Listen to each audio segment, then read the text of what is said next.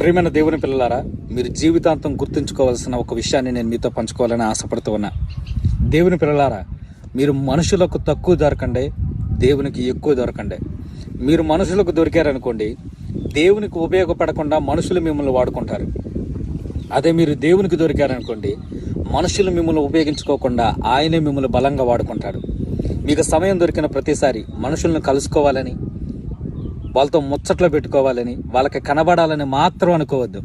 సమయం దొరికిన ప్రతిసారి దేవుని కలుసుకోవాలని, దేవుని సన్నిధిలో కనబడాలని చెప్పేసి మాత్రమే ప్రయత్నించండి.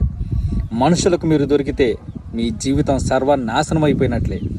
దేవునికి మీరు దొరికితే అనేకులకు ఉపయోగపడే విధంగా దేవుడు మీ జీవితాన్ని మార్చడానికి సిద్ధంగా ఉన్నాడు. అందుకనే ఎక్కువ దేవునితో టైం స్పెండ్ చేయండి. దేవునితో మీ రిలేషన్షిప్ పెంచుకోండి. మనుషులతో తగ్గించి దేవునితో మీ సత్సంబంధాలు పెంచుకోండి.